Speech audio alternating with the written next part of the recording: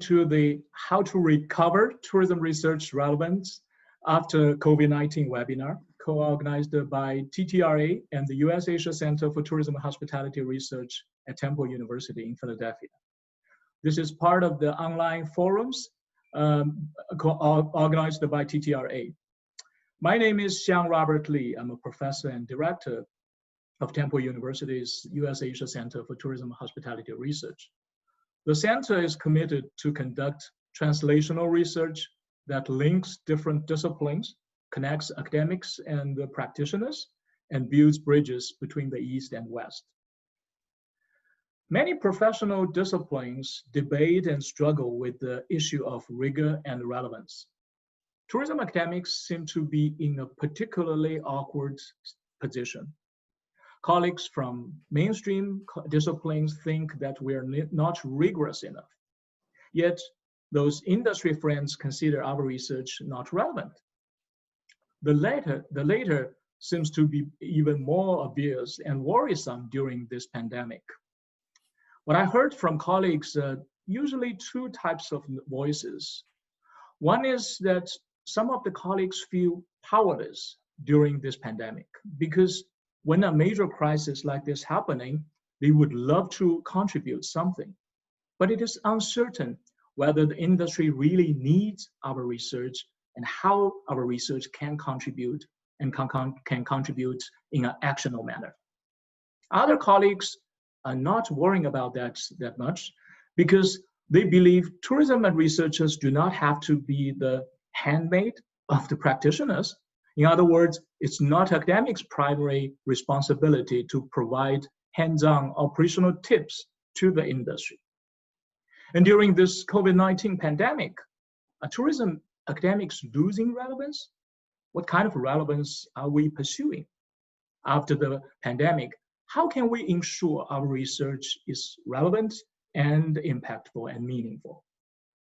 In this time of uncertainty and disorientation, we naturally turn to intellectual leaders of our field for their guidance. This is why we set up this webinar. We're truly grateful and excited that our three distinguished speakers agree to participate in this webinar. Today's webinar will be organized this way. First of all, we will have our three speakers to speak for about 10 minutes. Some of them have their PowerPoint and they will share their insights. And after that, we will open the floor and ask questions, and including some of the questions submitted before the webinar when our attendees register, or some questions that people share on the chat box. I don't think, so during this, the first session, during the first part when our speakers speaking, please mute yourself and make sure that our speakers get your entire undivided attention. So first of all, let me introduce our first distinguished speaker, Dr. Marion Joppe. Marion is a professor in the School of Hospitality, Food and Tourism Management, University of Guelph, Canada. Marion specializes in destination planning, development, and marketing, and the experiences upon which destination build. She has extensive private and public sector experiences, have worked for financial institutions, tour operators, consulting groups, and government prior to joining academia.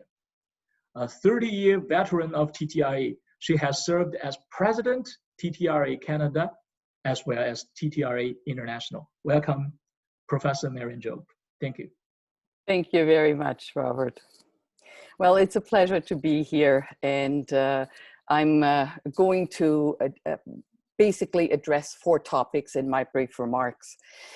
I'm going to talk about the need to go beyond disciplinary thinking, TTR's role in enabling relevancy, since that really is the topic of the day, the ever-changing landscape of tourism, and ensuring relevancy now and in the future. So let's start with the need to go beyond disciplinary thinking and addressing this criticism that you talked about, Robert, that, you know, colleagues from mainstream disciplines think we're not rigorous enough, and those in industry consider our research not relevant. As you said, I have quite a bit of industry and public sector experience, and yet I've never quite understood the need to be everything to everyone. We always talk about how multidisciplinary the study of tourism is. And indeed, it's probably the only subject where you find academics located in so many different departments. Back in the 80s, Jafar Jafari did a lot of work on teasing out those disciplinary inputs into tourism. And I think he came up with something like 21 different ones, ranging from environmental studies, you know, to business and law and everything in between. It's impossible to be an expert in each and every one of these fields of study. And yet, as tourism scholars, we must at least have some knowledge, as we are expected to understand the impacts, contributions, and relationships between each one. And now we have to wade knee-deep into a new one, epidemiology, to be able to talk somewhat knowledgeably about the reproduction or R0 value and K or dispersion factor of SARS-CoV-2. To do so, we have to have industry experience? I don't think so. We should, if we are teaching operational topics in a business program. And these days, there's a great need for in-depth research in this area, whether we're trying to help businesses address the mental stress and physical safety of their employees, or how they can innovate and still turn a profit with 30 to 50% fewer customers in a restaurant. But is industry experience necessary or even helpful in every discipline? Personally, I doubt that. Tom Selwyn just posted a couple of days ago a note on a course that is being offered this summer on the role of travel, tourism, and pilgrimage in cultural history's heritage.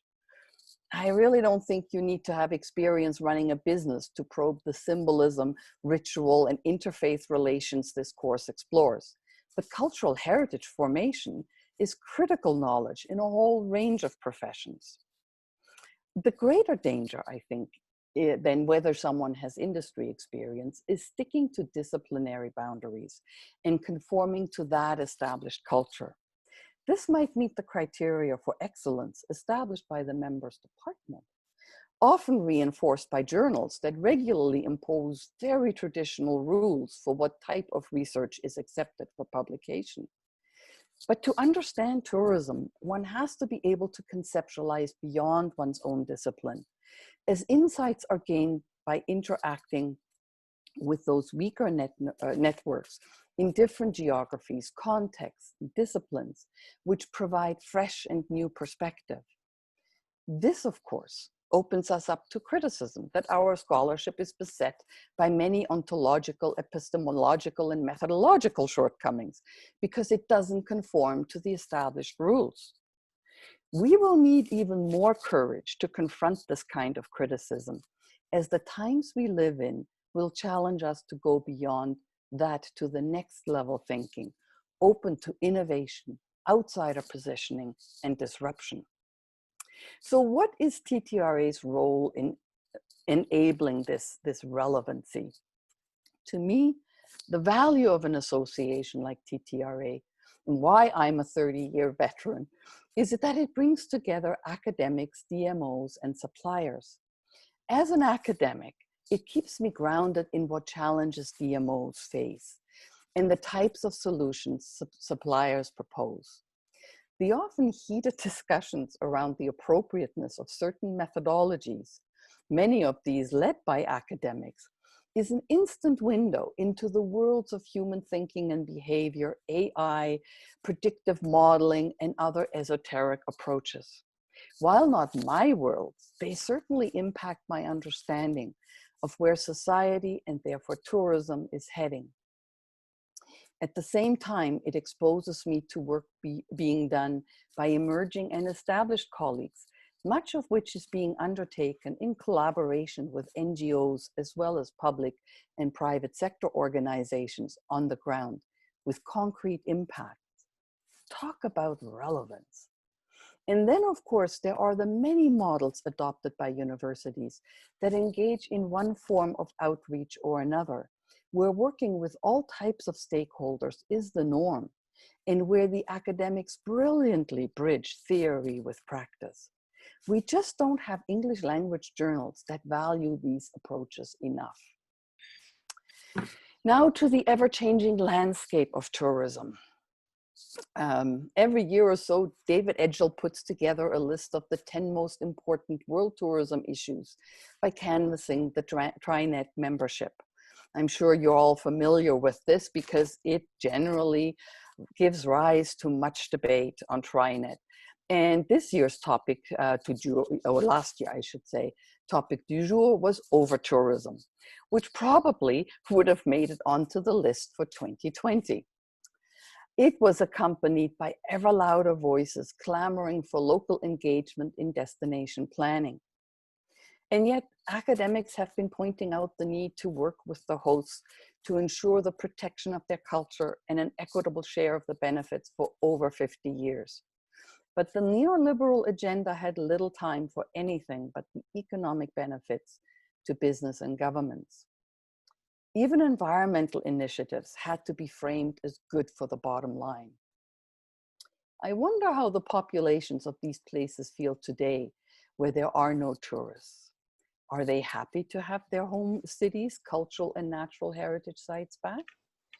Are they taking this enforced pause in travel to make politicians and destination leadership rethink their approach to tourism when travel becomes once again possible? This is the time to show them how relevant academic research can be. But we shouldn't assume that attitudes and behaviors will be the same. Indeed, we must reconfirm or refute much of what we have believed to be true. Travel has been considered high touch, and yet all the new health and safety directives call for touchless and even contactless experiences. Half the workforce in tourism-related jobs has been furloughed or let go. Many of them will not be brought back, even if travel picks up again, because technology will have replaced them in one form or another. How will visitors respond? And what will happen to those workers? In many countries, they would have few alternative opportunities to earn a living. The old industrial model was too often exploitative and disenfranchised local populations. This is the opportunity to do things differently, as many have come to realize that there were many things wrong with the priorities pursued and are desirous of not going back to normal, i.e. the way things were. As we're struggling to cope with this Schumpeterian creative destruction of our economic premises, maybe, just maybe, this is our moment for relevancy. After all, epidemiologists who have warned us about a coming pandemic for years without being heeded have just become very relevant, even though their advice keeps constantly shifting. And we're okay with that, as we realize that science is not absolute when confronted with the unknown. But somehow we think we must have all the answers to a dynamic phenomenon like tourism. So how do we ensure relevancy now and in the future?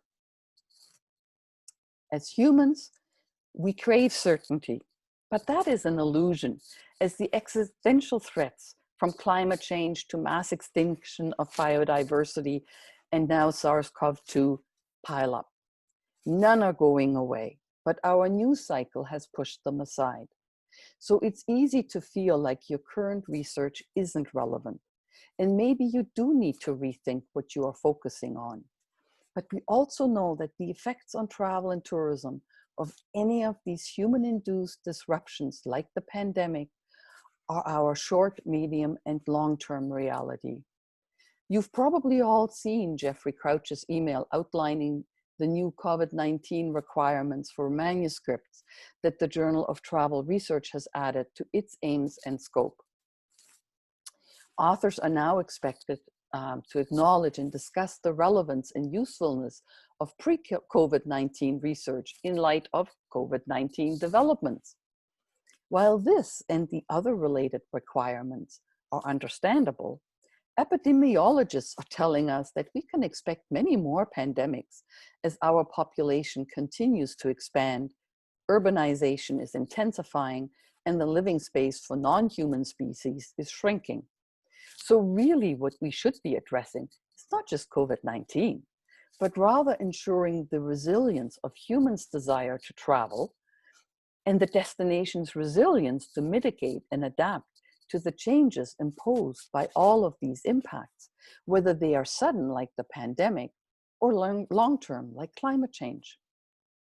To be relevant, I don't think it's enough for articles to address the effect of COVID-19 on their interpretations and conclusions for a post-COVID-19 travel and tourism world, but rather how the research will contribute to longer-term resilience. One way to do this is by building networks, preferably internationally for a more global perspective, certainly multidisciplinary to bring expertise to complement our own, and build collaborations that cross the lines between academia and broadly defined industry. This includes consulting companies and other suppliers of research who often sit on a treasure trove of data that can be analyzed well beyond what they have the time and capacity to do. Just think of STR and their efforts to make their global hospitality data and analytics available to academics and students. Their longitudinal data, again, allows for so many types of trend analyses, comparative, and to some extent, even predictive studies. Working with this kind of data also prepares students for a whole range of professions beyond what we too often see as the industry. So I'll leave it at that for now, and I look forward to our Q&A session. Thank you so much, Marion. And next, I would like to introduce Professor Alan Liu. Alan is a professor emeritus at Northern Arizona University and is a founding editor-in-chief of the journal Tourism Geographies. His background encompasses human geography, urban planning, and tourism studies. His recent interests and writings have focused on placemaking, resilience, and consciousness studies as they relate to travel and tourism. Welcome to Alan. Thank you, Robert. So I'm going to share my screen. Okay. So I'm drawing upon resilience here. Title of my paper is Resilience, Relevance, presentations, Resilience, Relevance, and Reorganizing Tourism Research Post-COVID-19. And you can download this presentation along with some other recent ones I've done at alanliu.com/presentations. So, in case you have an interest. This is the resilience adaptive cycle. It's a fairly simple model, but I think it has a lot of insight. It basically has 4 stages. It usually starts in the lower left corner with organization or reorganization, and then it moves into a growth phase, a consolidation phase, and a collapse phase. So as tourism scholars and students, I think we're all almost everybody in this webinar is probably familiar with Butler's tourism area life cycle, which is basically the same thing. It starts with an organization or exploration phase. There's a rapid growth phase. There's a consolidation phase where things structures get kind of laid in place, rules are established. And then there's the potential for collapse. The one benefit of the way Butler has it laid out here is he does show that you don't have to collapse. And that's also true here. It is possible to cycle through these upper 3 quarters here and avoid the collapse. However, today we are basically in the collapse. We are in this collapse crisis energy release phase right here because of COVID-19. Now on the right here, I have some of the major variables that are associated with each of these phases of the adaptive cycle. And here's the collapse phase here. There are three basic variables. Resilience, which is the capacity to innovate and adapt. Potential, which is the capacity to accumulate resources, and connectedness, which is the capacity to manage and control. And in this collapse phase, everything kind of falls apart that we're used to. The capacity to innovate and adapt, we really don't know what's going on. We feel lost, we feel powerless. There's the capacity to use accumulated resources. We don't have access to those resources like we used to have. And so that's at a very low point. And then the connectedness, capacity to control and manage, declines rapidly from the consolidation phase, which is all about control and management. That declines considerably until it completely disappears by the end of this collapse. So that's where we are now. And because of that, there's this perceived irrelevance. It's not just tourism research, it's basically society in general. All of our institutions are seen as irrelevant. I mean, this may be more true for countries that are struggling more with the COVID-19, addressing the issues related to COVID-19 than those that have been more successful, but still, internationally, many of our institutions, government institutions, higher education institutions, and of course research, I think not just in tourism probably, but in most other fields, is perceived as irrelevant now that we're in this global crisis, this global collapse, which we've never really experienced before. The good news, however, is we're moving into this new phase. We're moving into this reorganization phase. Organization is when a system is starting out new. So we're reorganizing this system. So we're moving into this phase, and the major characteristics are that resilience will be increasing. That is the capacity to innovate and adapt. Everything kind of falls apart. It's that creative destruction. It's destroyed, and now there's the opportunity to create. The potential to use these accumulated resources, both the past resources and new resources that come into being, is considered quite high in this particular phase, because we are starting to build these innovative innovations. And then connectedness is considered very low. The capacity to control and manage is still very low. However, I see that as a good thing, because what that means is that we are free from old structures. We are free to start innovating and start doing new things, new creative things. Now, exactly where are we on this particular adaptive cycle? Maybe China and some East Asian countries might be over more here into the reorganization phase. I think sometimes I feel the US and I think Latin America, South America, we're still back here trying to struggle with this collapse, trying to manage it. So we're basically down here, even though I think a lot of people would hope that we're more up here and moving out of this and recovering as quickly as possible. So the challenge of being relevant in a rapidly shrinking world, that is what we're facing. This is a period of time-space compression. I think COVID-19 is a disease that comes out of this time-space compression, the world getting smaller and smaller.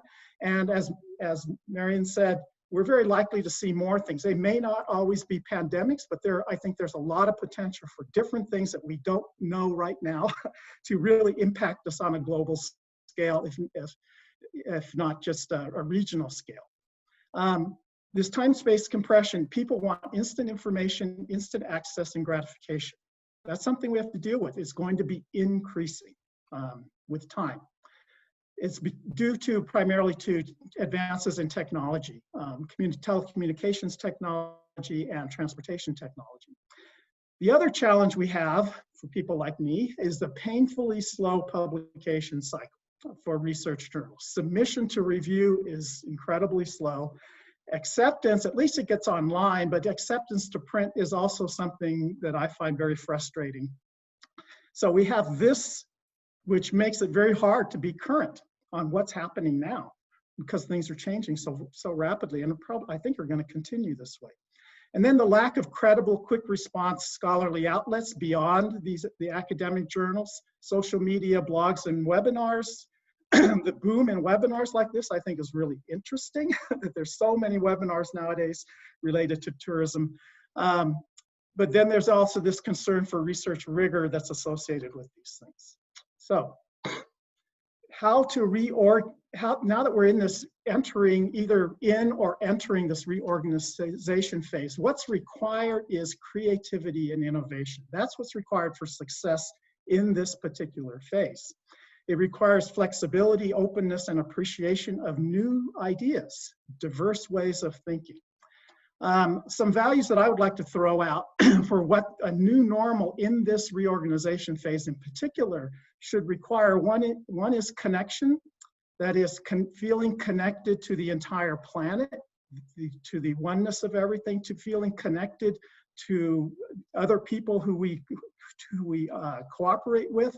The second is cooperation with the other. I think we have to tear down barriers between people who we think are neoliberal and opposed to us more sustainable people, right? That we have to start working together across those boundaries and celebrate diversity of this planet.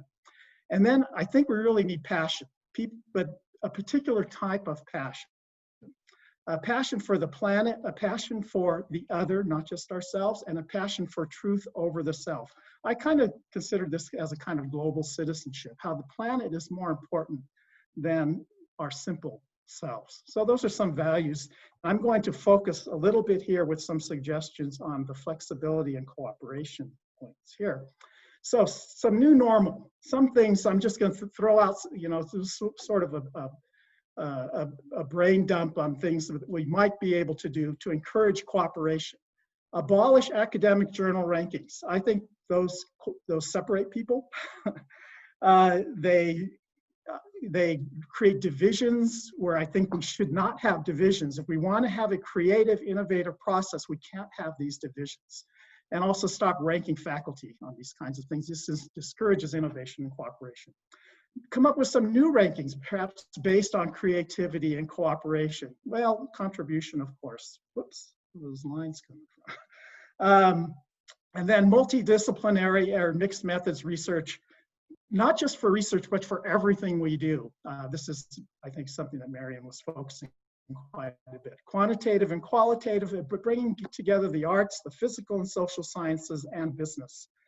These are areas of cooperation. In terms of flexibility, some suggestions that I have, stop printing hard copies of journals, scholarly journals. This is one of my frustrations.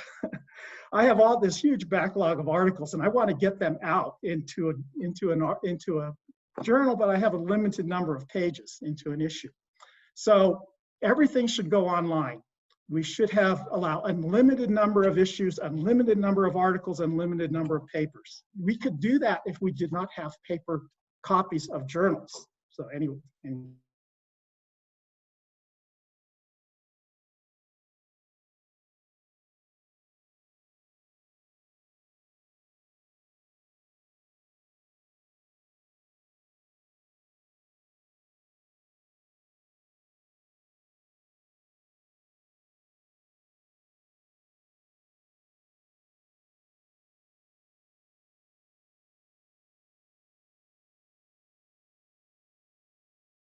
News media type reader, but have those kinds of abstracts to audiences.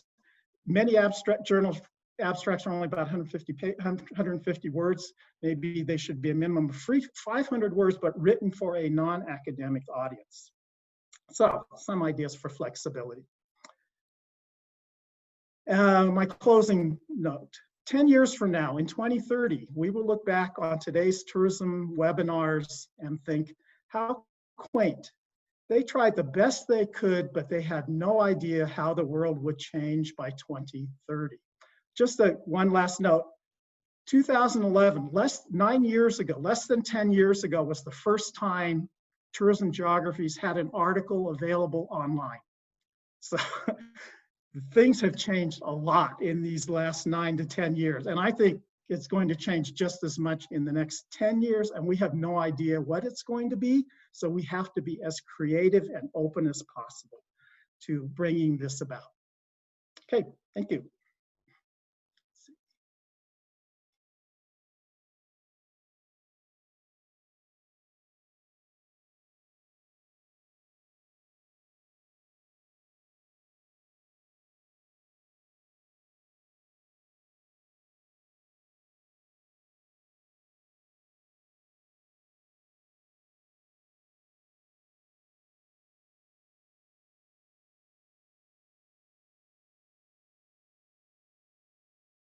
Basic tourism opportunities. This work has been undertaken in collaboration with small charities in the UK and has informed their practices and programs as well as influencing policy on social tourism. He's currently co-editor-in-chief of Annals of Tourism Research. Welcome, Scott. Thanks very much, Robert, and thank you very much for the invitation to join this this webinar. Am I sharing my screen with you? There it is. Yeah, I can see it. There.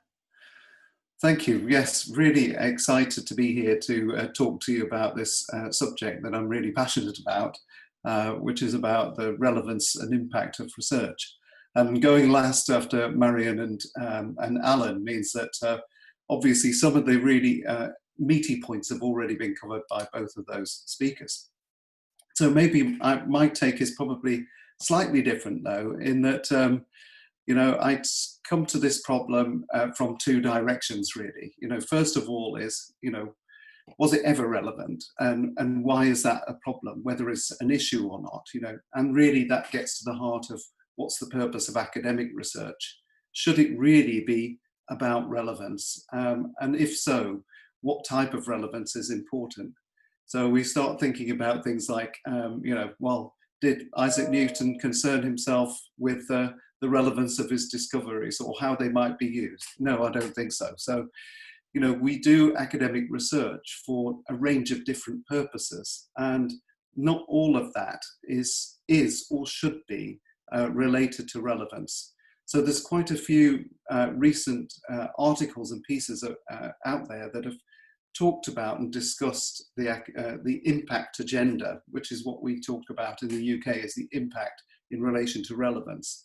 So Rodri Thomas has been working in this area for quite some time, and he highlighted in a recent paper in Tourism Management that presumed synergies between the industry and academic research are often problematic. And also things like, well, the academic identity is completely sometimes at odds with industry practice. So when we talk about, you know, sort of big categories of relevance of research to industry, I think as Marion already alluded to, we're talking about something that is, you know, industry writ large, but actually that means a multitude of very, very diverse stakeholders that really we could be engaging with, and often people are engaging with those stakeholders. And also, you know, we do need academic research and academics to be slightly separated, I think, from the industry, because we need them to provide a sort of bit of detached and critical perspective on maybe some of the worst excesses of capitalism. So we know that there are sort of backlash, or has been a backlash against tourism in the context of over-tourism, for example, and how excessive demand for tourism in specific types of consumer contexts or cities has really been problematic for local residents. And I think that academics have been at the forefront of some of those debates that have challenged really the way in which the industry has developed in some of the more sort of parasitic types of ways. But also there's, you know, we need academics to hold up a card to policymakers as well, and to really relate to some of the problems underpinning development agendas, which I think that we've in a unique position to do really. So this point that, you know, whether academic research should really be relevant all of the time to industry perspectives is a little bit disingenuous, I think. But what's caused this focus on impact, you know, on relevance? And really, if you think about it, a lot of it has been driven by ourselves. We've brought it on ourselves, really. And we're having this debate about it. And, you know, why aren't we so relevant to the industry? And yet, actually, this is driven internally through the marketization of higher education and this sort of performance management culture. And I think that this is related to something that Alan said towards the end of his presentation about, you know, monitoring performance and also getting rid of journal rankings. I'm not advocating getting rid of journal rankings, but I am advocating getting rid of how they are used in the assessment of the performance of academic researchers and their research output. So, you know, we've brought this on ourselves, but you know, why are we now more than ever expected to produce research that's relevant? Well, one of it is about demonstrating value for money. And we can see this in the context of, you know, my position as Associate Dean for Research. I'm having to think about and justify how much time we commit to research from our faculty and how we can make that and demonstrate that that is giving good value for the investment that we put into it. And I'm all for that. I think that that's really useful and important, okay? But then there's the stuff about assessing research performance, benchmarking and ranking of research. It can be important, it's competitive out there, but that sort of feeds into this marketization of culture. Oh, and I crossed out this last bit here because I think that, well, actually, you know, it's a bit self-serving, because when we think about the UK context and the last government research excellence framework, so the excellence, the assessment exercise that judges the quality of research in the UK, well, that cost £250 million, right? So we put an enormous amount of resource investment into this, and wouldn't it be better if it was directed into actually producing more research and funding more research rather than, you know, the measurement of it? So just to sort of track back, you know, what's the UK's impact agenda here? Well, in the REF, which is coming up in 2021, impact's defined as an effect on, a change or benefit to the economy, society, culture, public policy, or services, health, the environment, quality of life, but it's got to be beyond academia. So what do we learn from this? And that is that impact or relevance can be really, really broad. It can mean lots and lots of different things to lots of different people.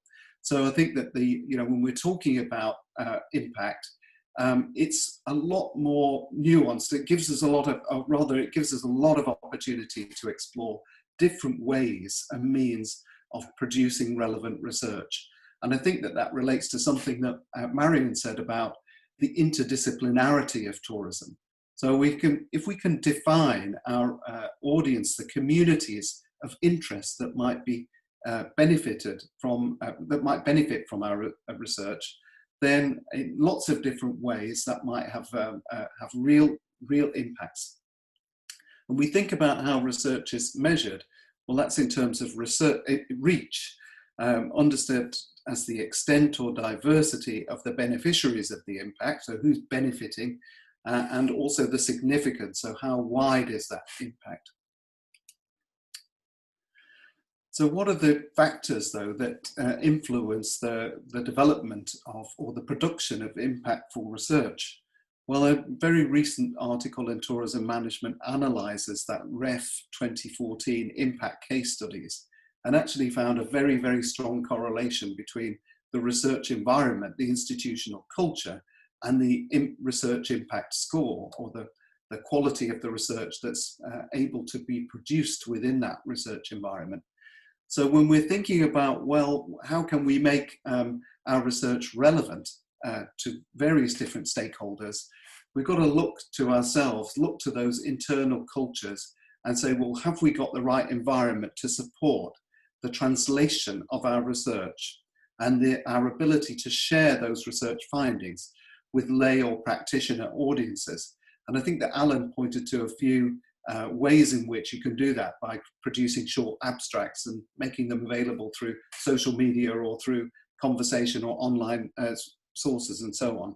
But often as academics, we're not naturally tuned in to being able to do that. So we need guidance, help, support, funding, all of these different things that will help us actually address this.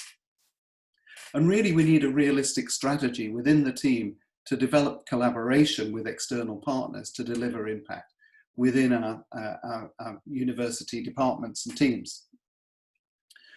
But I want to just draw back a little bit and say, well, isn't it also beholden upon the industry to think about how they can collaborate with academics and academic departments? And I just looked at a little bit of economics research, and okay, I'm not an economist, all right, so you have to forgive me on this one. But I found a paper in the American Economic Review, right, that looked at whether there were any spillovers from university research to commercial innovation. In other words, do the co-location or the location of university departments lead to spin-overs in commercial innovation or IP or incubator startups and so on? And you know, you've only got to think about Silicon Valley. It's no coincidence that it's located near MIT and Stanford.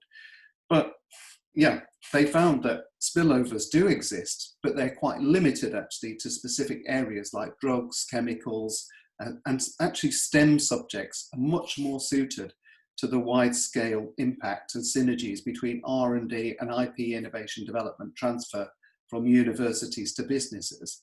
And we only have to think about tourism as being completely separate or dislocated in terms of where the academic research is produced and the output or the benefit that can be realized in some of those communities. So the impact and the university being close together is an issue that isn't really going to happen. So should we consider relevance in our post-COVID tourism research environment? And you know, this is something that I think about in relation to training ECRs, okay? You know, only offer what you can usefully contribute. I think Marion alluded to this in her presentation as well. You know, is there something there that we can do that actually we can contribute to usefully? At the moment, there's this sense of panic and meltdown across the industry as they can't really cope. They're adjusting to things. So what realistically can we do to help these businesses in this type of environment? And also consider the scale and the scope of the impact that you can really achieve. You know, I'm working with local DMOs, and they know that a lot of their staff are on furloughs. And what we have is sort of time. We can give some time. We can help coordinate. We can host web surveys. We can do things with them. But if this is sort of local and small scale, it's not on the big industry picture. A really big important issue is that we can acknowledge that practitioner-oriented problems might not lead to the highest quality outputs, okay? We can't make really, really relevant research in collaboration with industry that always achieves really 4-star research journal outputs, okay? So you have to think about the balance between your need as a researcher for high quality research outputs, academic research, and getting impactful, relevant research. So thinking about quality versus quantity and this trade-off there is really important. And consider the types of resources that academics can offer that other stakeholders can't. So coordinating, I'm doing some work at the moment trying to coordinate DMO activity, which they just haven't got the time and resources to be able to do themselves. And I know that my 10 minutes are up, so I'm just going to finish with a very short plug for Annals, obviously, because when Sarah Dolnikar and I took over, we really wanted to push the types of research forward that Annals publishes. And you can see that one of our key criteria here is relevance. You know, we need to make sure that papers are relevant to a defined community of interest, whether that's the academy, policymakers, tourism industry, or a local population, or whatever it is, whatever those broad interests are. And that should be immediately relevant in the article. And we're not going to make it a condition, like Marion was talking to about the JTR guidelines, that every paper should relate to post-COVID world. But also we're trying to make sure that our initial submission to acceptance rates are really, really quick and fast. So you know that you could, if you submit an article to Annals, you will be almost guaranteed, well, our average turnaround rate to a first decision is less than 8 weeks. So we hope that we can really overcome some of those problems that Alan was alluding to in terms of speed and timeliness of research publicity. Okay, thanks very much.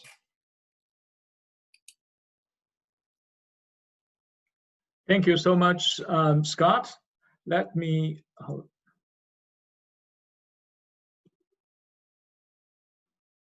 use this background and fill up the rest of our Q&A.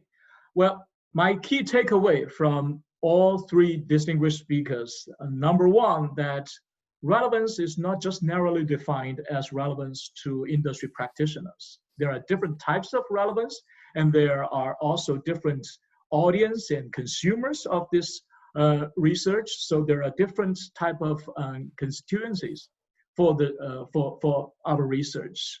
And also some fields are probably doing better than others in producing relevant research. So let me be very blunt here. Does the tourism field have a relevance issue? Do we have a problem with relevance? Please.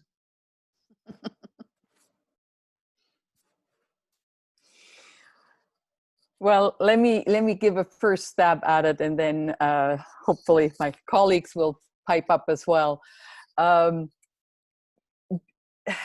If you haven't read Bruce Poon-Tipp's Insta book, because he's created this term, self-published, free access, called Unlearn. And if you're not familiar with Bruce Poon-Tipp, he is the CEO, president of G-Adventures, which is the world's largest sort of adventure tour company, small groups, very high end. It's a social entrepreneurship, but incredibly successful. And so he talks about this pandemic and what it has done to him as a businessman, because he needs to rethink everything. It really is, it's a quick read, 24 pages. It's very insightful. Go download it. But he talks about, and of course he travels incessantly, but he talks about the beginning of this pandemic and how it sort of creeped up on us.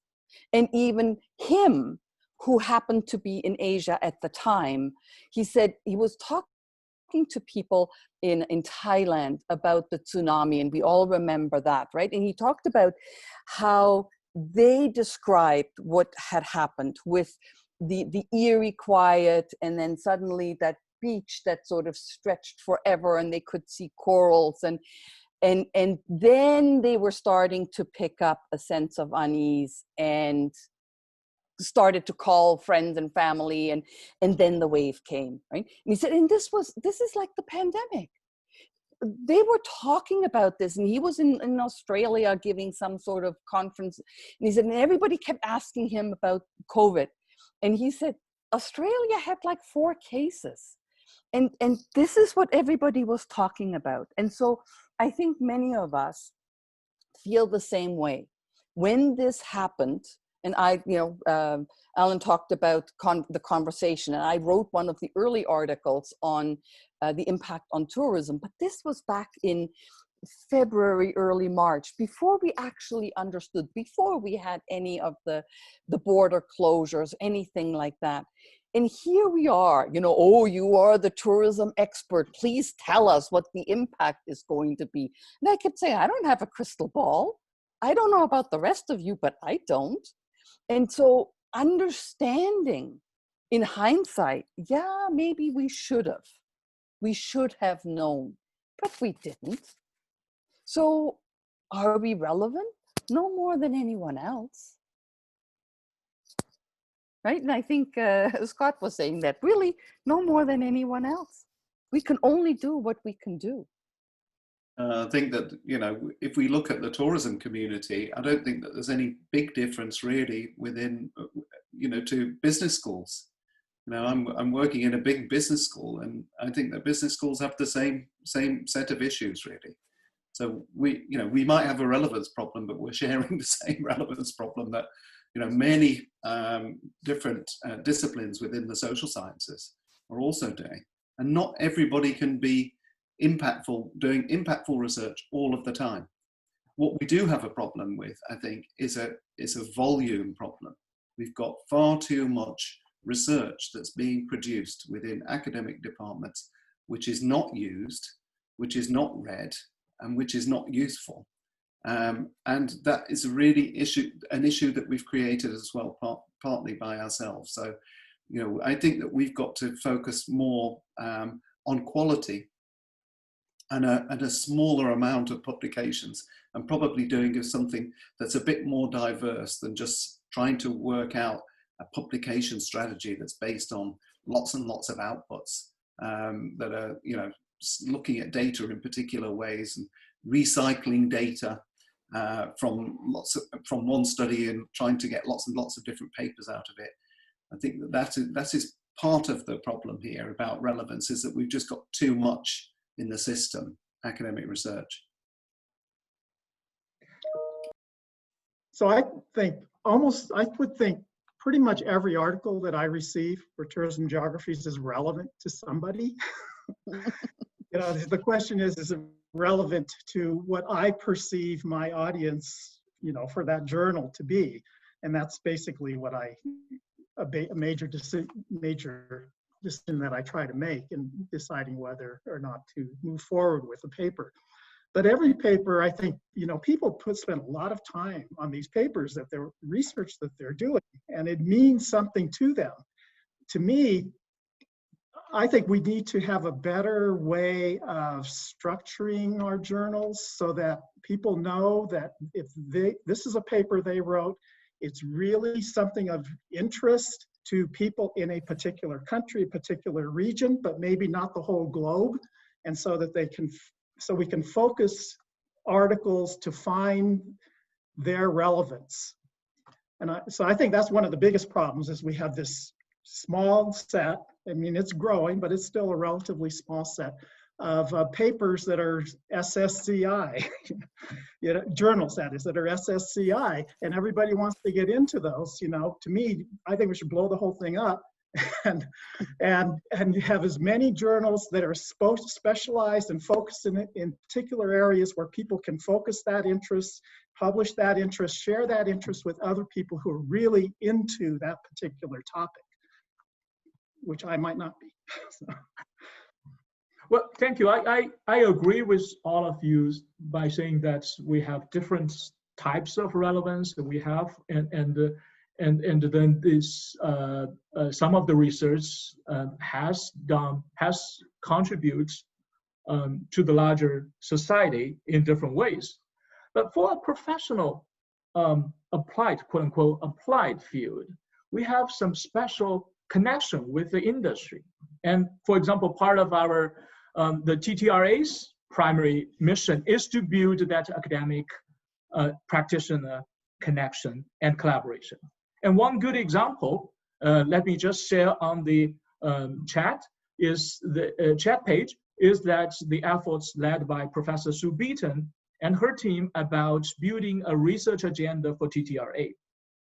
So, but over the years, do you think that this kind of collaboration between academics and the industry is declining, or is about the same, or is actually increasing? And if we add another factor to this, we now have this cohort called Generation T, the younger generation of tourism scholars who get their academic training primarily from the tourism field. They don't have a mother discipline, so to speak, so they were trained primarily, purely from the academic field.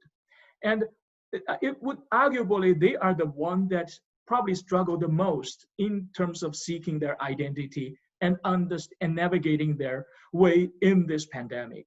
What is your advice to them?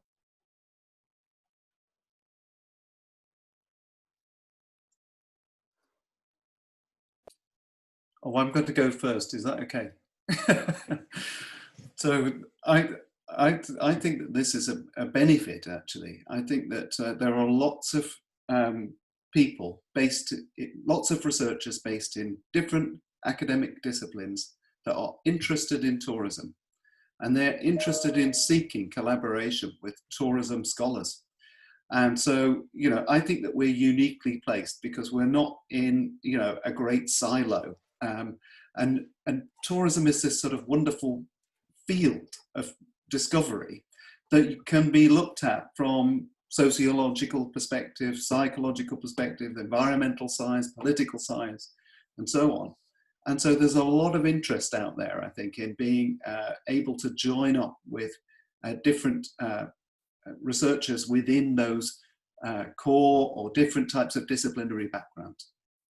And I think that that helps, but obviously we've got to have the confidence to be able to go out there and build those bridges and those connections between different researchers and different disciplines.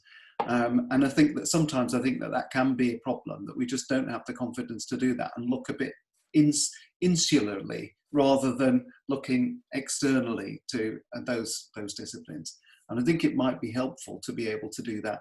And often I think that one way that you can do that is through these collaborations and partnerships with local stakeholders or NGOs or industry community and so on. That can be a way in, a link, a bridge between these interdisciplinary collaborations and industry or stakeholder collaborations as well.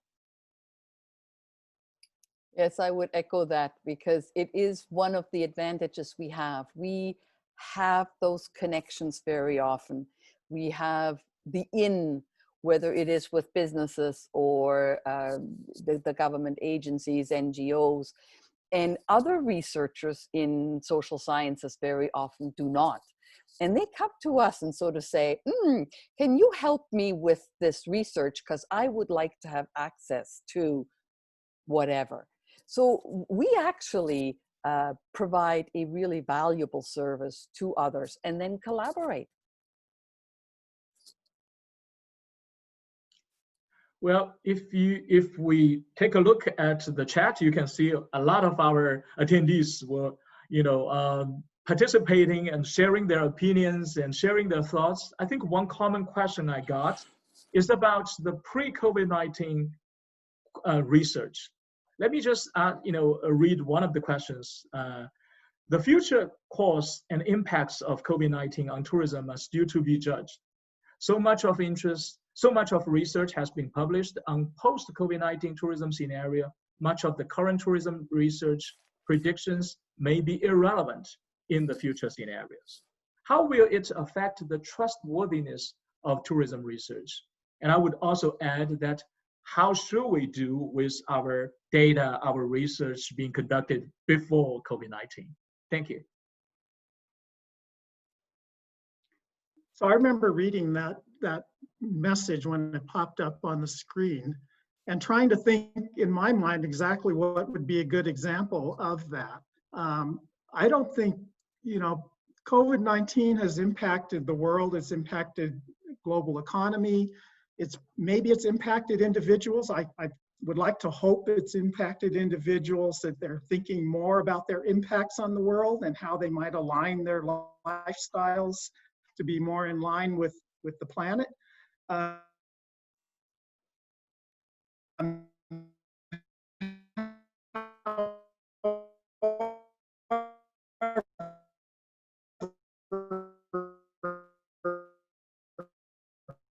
Is it just me, or has Alan gone but like people his haven't in the bath? Substantially changed.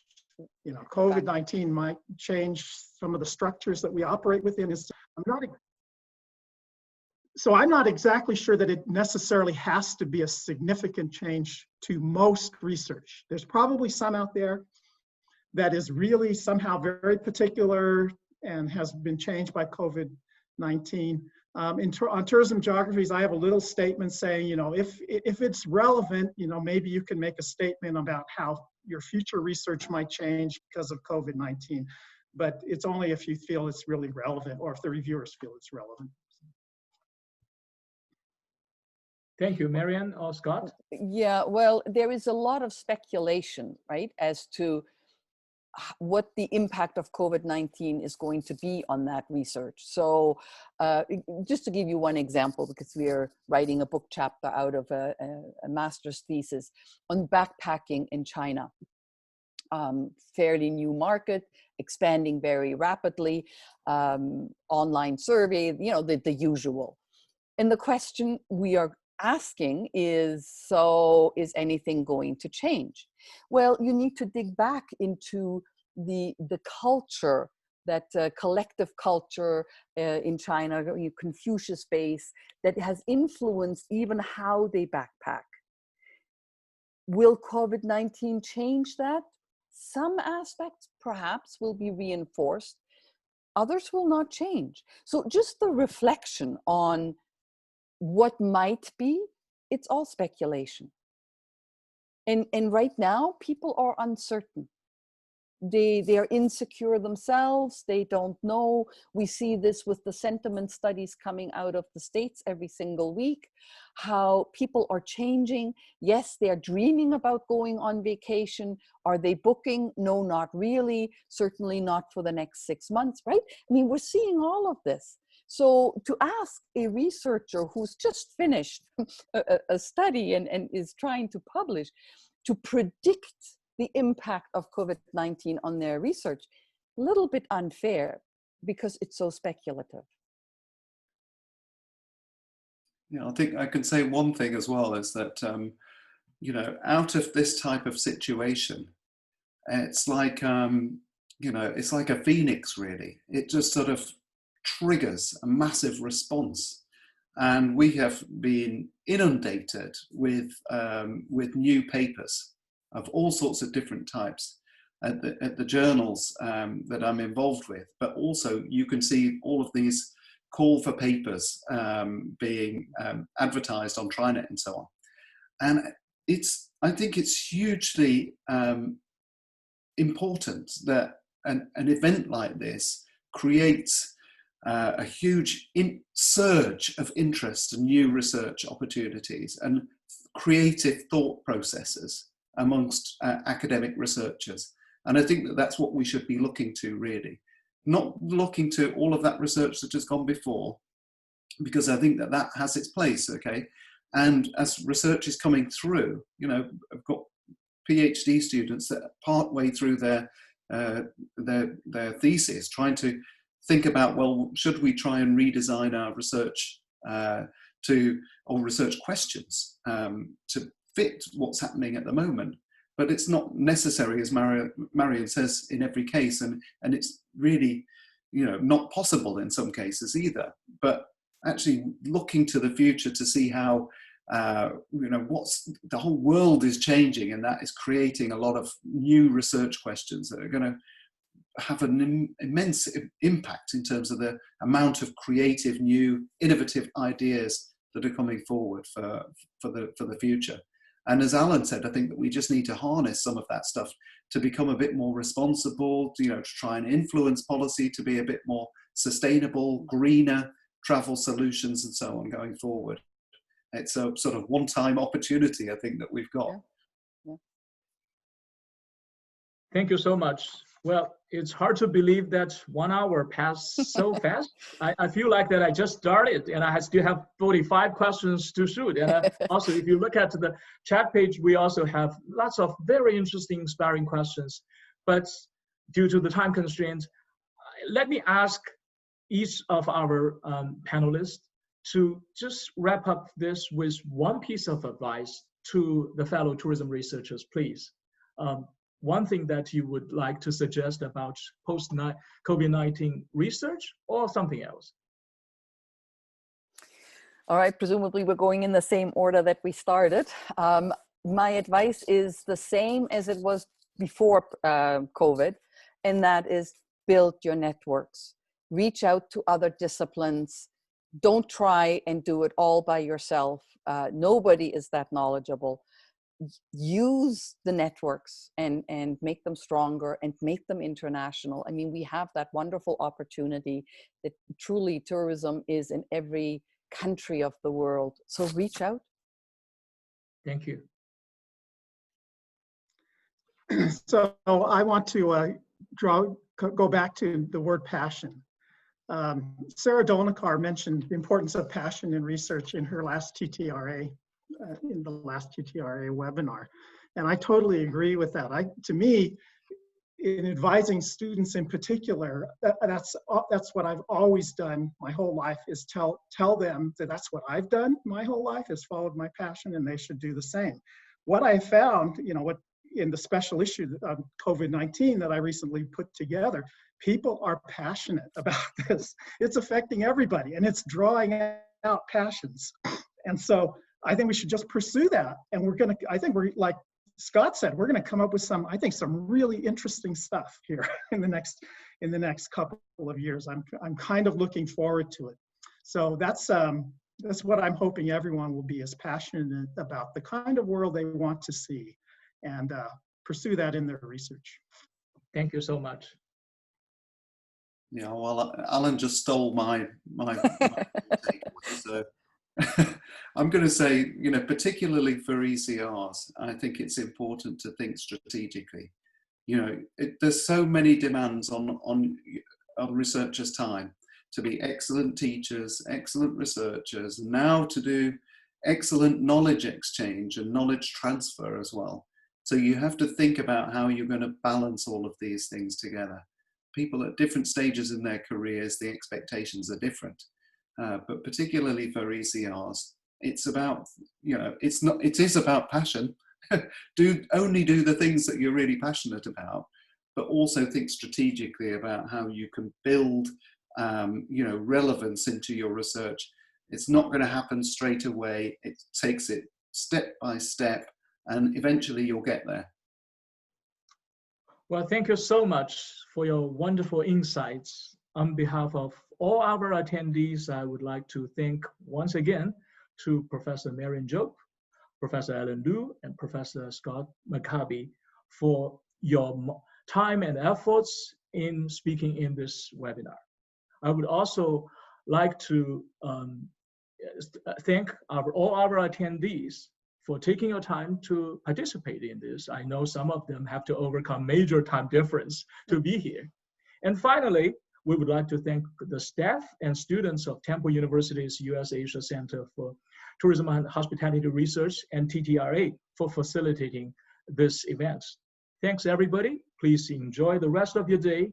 Wherever you are, please stay healthy, safe, and positive. Thank you. Thank you.